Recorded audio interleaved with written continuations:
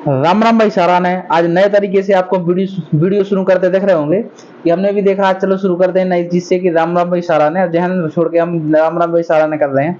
तो हम आज एक ऐसे व्यक्ति से बात करने वाले हैं। आपने इनको देखा भी होगा, पहले एक दो वीडियो डाली हैं, देखा भी होगा पहले भी वीडियो में।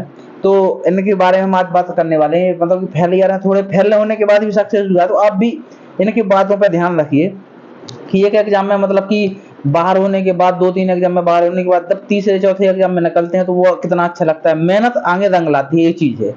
तो हम इनसे बात करते हैं आज। तो आपका नाम क्या है? सत्यम राजपूत।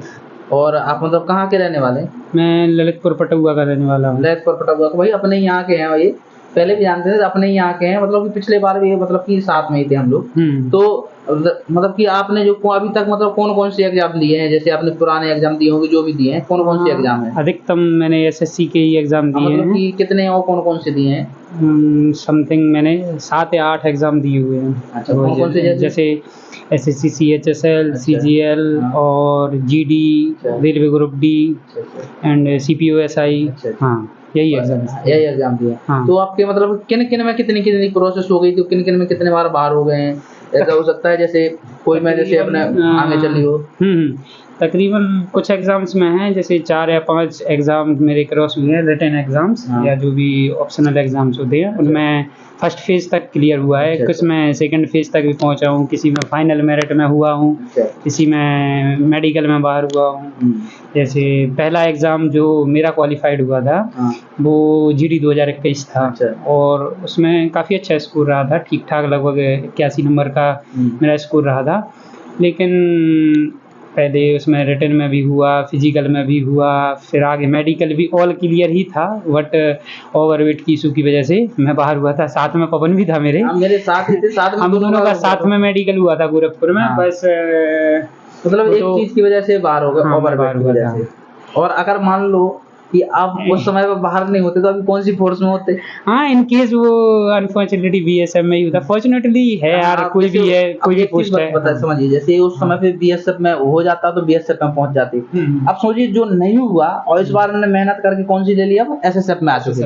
एसएसएफ में ले ली, ज्वाइनिंग भी हो गई, अब एसएसएफ में सिलेक्शन ले चुका। तो सोचिए मतलब कि जो भी हुआ था किसके लिए हुआ था? अच्छे के लिए हुआ था कि हमें उससे अच्छी चीज देनी है। भगवान ने सोच रहा था आपको मेहनत करनी है, उससे अच्छी चीज लेनी है। भगवान तो जो भी करता है, लेकिन आपको भी उसमें बहुत सारी मतलब कि मेहनत करनी पड़ती है।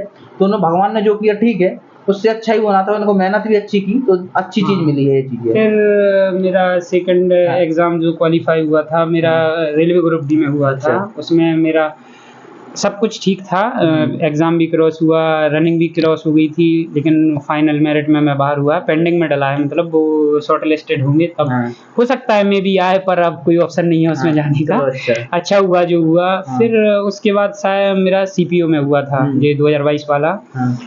उसमें भी सब कुछ ठीक था। एक्सपेक्टेशन नहीं थी कि मिल जाएगी, पर वो मिल गई मेरे को जॉब। लेकिन उसमें फिजिकल में मेरे पैर की फ्रैक्चर की वजह से मैं रनिंग नहीं क्लियर कर पाया था, तो थोड़ी बहुत उसमें भी दिक्कत हुई। और जिस दिन मैं सीपीओ से बाहर हुआ था उसी दिन, उसके 2 दिन बाद ही मेरा जीडी का इस 2022 वाले का एग्ज़ाम था। और फिर मेरा सीजीएल एग्ज़ाम भी था, उसमें टियर 1 में अच्छा स्कोर रहा। बट मैंने ध्यान नहीं दिया, इस वजह से मेरे को पता ही नहीं चला कि मैं क्वालिफाई हूँ टियर 2। अच्छा, मतलब कि एग्जाम दे दिया, देखा ही नहीं कि मैं क्वालिफाई हो गया हूं, फिर से टियर 2 देने नहीं गए? नहीं देने गया था। फिर मेरे पास 2 महीने बाद जब टियर 2 का एडमिट कार्ड आया, मतलब उसकी मतलब प्रिपरेशन नहीं कर पाया। प्रिपरेशन नहीं कर पाया। फिर भी मैं उसमें भी क्वालिफाइड हुआ था, लेकिन कंप्यूटर का सिस्टम रहता है उसमें, टाइपिंग में टेस्ट हुआ, टेस्ट के बाद कंप्यूटर का टाइपिंग में बाहर हुआ था मैं।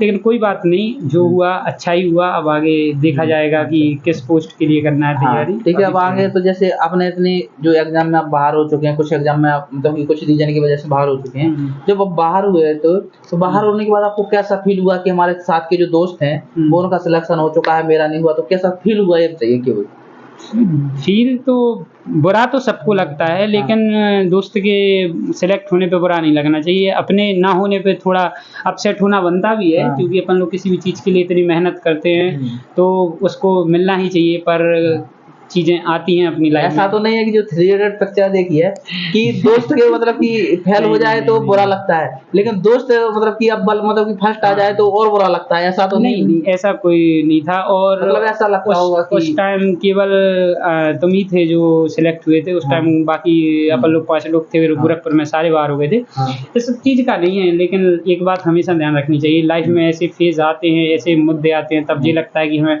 पीछे मुड़ जाना चाहिए, लेकिन हमें उनको नहीं देखना चाहिए, क्योंकि किसी भी रास्ते पे अगर आप चल रहे हैं, हाँ। जब तक आप 2 कदम आगे नहीं चलेंगे तो आपको पता नहीं चलेगा कि रास्ता बाएं भी जा सकता है या लेफ्ट में भी जा सकता हाँ। है।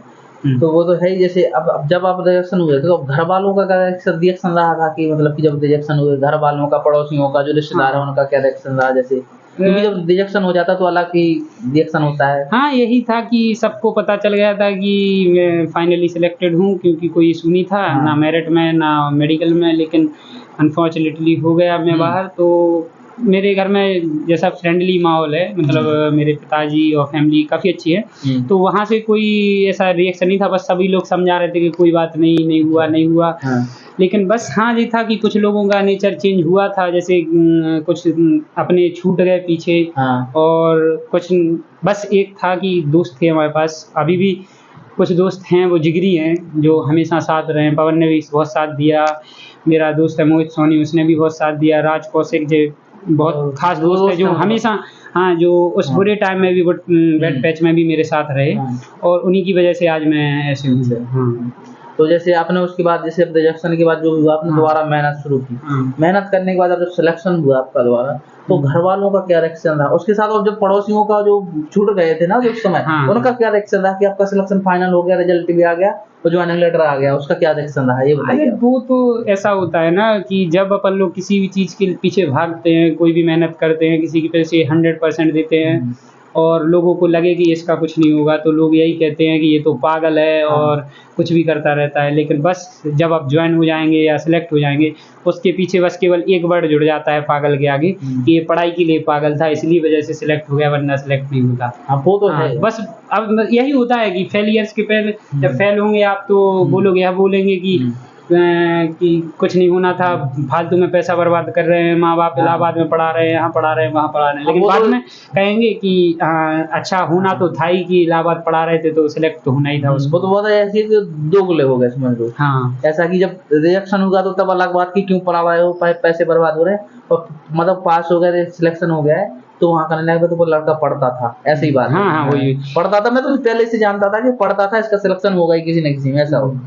बस एक बात हमेशा ध्यान रखिएगा, जर्नी में अप्स डाउन आएंगे, और बहुत खास लोग भी पीछे छूटते हैं, अपने पीछे छूट जाते हैं, लेकिन क्या कर सकते हैं, उनको नहीं होती किस्मत तो आगे बढ़ना चाहिए। लेकिन हाँ, थैंक्स टू ऑल, पूरी फैमिली, दोस्त जितने भी जो अब नहीं हैं थे, सबके लिए थैंक यू सो मच कि आज मैं हूँ जो उन्हीं की वजह से हूँ। तो अब जैसे आप ऐसे सपना भी हो गए हैं, तो अब इसके आगे आपका क्या सोचा है कि और कुछ करेंगे आगे, कि ऐसी में कि ये अभी कोई एज नहीं है अपन लोग के कहीं भी स्टेबल हो जाएं, हमें आगे की बढ़ते रहना चाहिए, और अच्छे एग्जाम्स हैं, आप यूपीएससी लाइन भी पकड़ सकते हैं, सीजीएल को भी क्रॉस कर सकते हैं, और अच्छे आगे पहले भी मेरा सीजीएल में हो चुका है, तो मैं देखूंगा किस तरफ जाना है, पर अभी तो फिलहाल में मैं थोड़ा एंजॉय ही करना चाहूँगा, महीने 2 महीने रेस्ट ही रहना चाहूँगा। और एक दूसरी चीज़, जैसे कि आप तैयारी तो कर ली, आपका सिलेक्शन हो, अब जो बच्चे तैयारी कर रहे हैं दिल्ली पुलिस अदर एग्जाम की, तो उनके लिए कुछ बताना चाहेंगे? जैसे जरूर, आप फेलियर से मत डरिएगा। जैसे मैं खुद आपके सामने एग्जाम्पल बैठा हूँ कि मैं 4 एग्जाम्स में ऐसा हुआ हूँ कि सब कुछ होने के बाद भी मैं बाहर हुआ हूँ, मतलब फाइनल तक बाहर। हाँ, तो फेलियर्स एक बस वर्ड बनना चाहिए लाइफ में, और एक अच्छा फेस को उसको अपॉर्चुनिटी की तरह यूज करना चाहिए, वो हमें मजबूत करने के लिए ही आता है। और अगर जब भी आप इस चीज़ में, क्योंकि मैं खुद भी जब जीडी में बाहर हुआ था, सब ये लगा था कि बस रहने देते हैं, कोई बिजनेस करते हैं या कुछ और करते हैं, पर ऐसा होता है कि हमें बढ़ना तो आगे ही पड़ता है। तो पिताजी ने मेरे की बहुत सपोर्ट किया, और उन्होंने कहा पढ़िए, तो मैंने पढ़ाई की, और 1 महीने बाद ही नोटिफिकेशन आ गया था इस जीडी का, और मेरे लिए तो ये अपॉर्चुनिटी थी कि तैयारी थी ही, बस उसका रिवीजन करना था बार। हाँ, बस आप रिवीजन और सेट पेपर, हाँ, सेट पेपर बहुत इम्पोर्टेंट चीज़ है। आप एक बार आपका सिलेबस कंप्लीट हो जाए तो आप किसी भी एग्जाम्स के लिए सिर्फ सेट पेपर पे डिपेंड रहिए, प्रैक्टिस आपकी आपको उतना ही मजबूत कराएगी।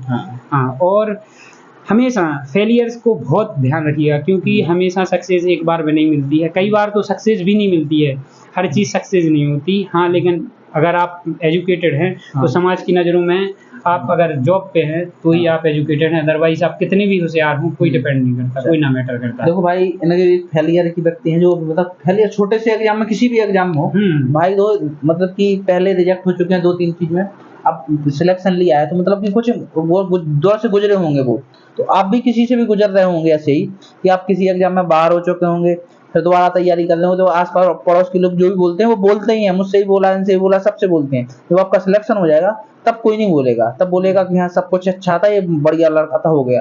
तो अब तैयारी करते रहिए, फेलियर से नहीं डरिए। दो चीजें होती हैं, या तो होगा या नहीं होगा, ये चीजें जब मेहनत नहीं करोगे तो आगे होगा भी नहीं, अब इससे डरते रहोगे तो कभी नहीं हो सकता। तो अब तैयारी करते और रहिए अपनी। एक बात और ध्यान रखिएगा, आप किसी के भी बहकावे में मत आइए कि ये टीचर अच्छा है या ये वो है। आप बस फोकस ये कीजिए कि क्या आपको अच्छा लगता है आप वो कीजिए, क्योंकि हजार एडवाइस देने वाले हैं, क्योंकि इस चीज़ में जब तक आपको एडवाइस का पैसा न दिया जाए, आदमी हर एडवाइस देना चाहेगा कि ये टीचर है वो टीचर है, कि आप इसलिए भागिए मत कि इस प्लेटफॉर्म को आगे बढ़ाना चाहिए या फिर एडवर्टीजमेंट करना चाहिए, नहीं, आप बुक्स से रीडिंग कीजिए, जो आपको अच्छा लगे उससे पढ़िए। और मैं अपनी यहाँ तक की सक्सेस का सारा क्रेडिट अपने टीचर्स और स्पेशली अपने पापा जी और दोस्तों को ही देना चाहूँगा, और जो साथ नहीं है उनके लिए भी और आने वालों के लिए भी। तो भाई इनकी तो होगी जो भी है, अपनी तैयारी आप करते रहिए। वीडियो लंबी हो रही है तो अब मिलते हैं नेक्स्ट वीडियो में। राम राम भाई सारा ने।